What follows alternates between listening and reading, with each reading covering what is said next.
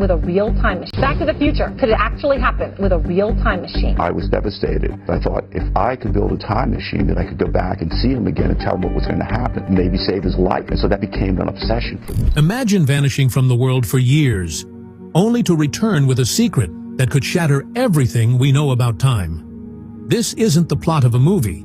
It really happened to Mike Markham, a young engineer who claimed to have invented a time machine and then disappeared without a trace.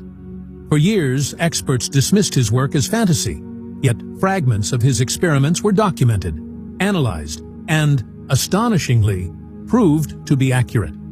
Then, one day, he returned, older, haunted, and carrying a warning so shocking that even the world's top scientists are questioning reality itself. What did he witness in the folds of time? And why does he insist the world isn't ready for it? But before we get into the full story, make sure to subscribe so you don't miss a single mind-blowing detail. The night a screw vanished.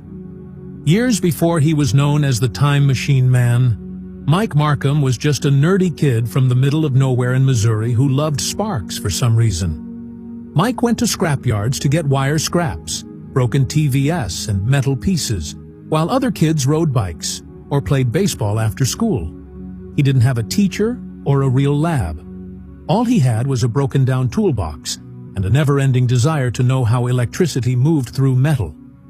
His neighbors called him the Electric Kid because they saw him hooking up car batteries to doorbells and using fence wire to try to light bulbs. By the time he was in his early 20s, his interest had turned into a much more focused goal. He wanted to bend electricity itself. He built a Jacob's ladder in a small space in a friend's shed. He thought it was his first real experiment. A wooden board held up two thin metal bars in the shape of a V. When it was turned on, blue arcs of high-voltage plasma crept up the rods in waves that cracked like lightning moving towards the roof. He fixed a cheap laser light between the rods to keep the arc steady. He learned this trick from an old science magazine. He got power from home transformers that he found in old appliances. It didn't look like Mike was a scientist. His office didn't have any shiny lab coats or white walls. Instead, it had hands stained with grease, coils that buzzed, and wires that ran across the floor. But in January 1995, that simple setup did something he was sure no other machine had ever done. Putting the ladder to the test, he dropped a steel screw into the space between the arcing rods. For a split second, the screw was nowhere to be seen. It then reappeared on the wooden board as if it had bounced through a hole that no one could see. Mike called the late-night radio show Coast to Coast AM to talk about what had happened. His voice was calm, but full of energy. He told the host, Art Bell, about the screw that disappeared, the arc that was held in place by a laser, and the strange ripple he thought he made.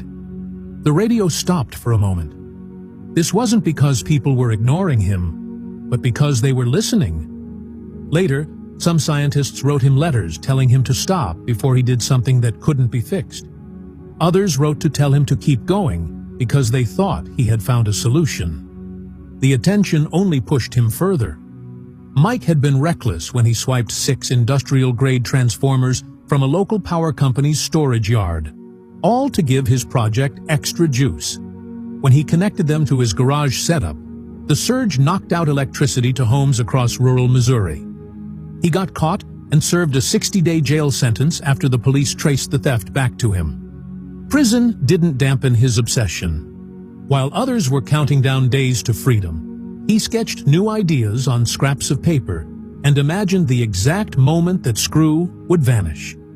He left more determined than ever to prove he hadn't been making things up. He promised himself, and the listeners of his radio show, that he would never touch stolen parts again. Instead, he scoured markets and yard sales for used transformers. He even bought a camera, vowing to record every experiment step by step as evidence. Even after he got out, letters kept arriving at the radio station. Some were fan mail, some were threats. One envelope contained $500. Back to the Future. Could it actually happen with a real-time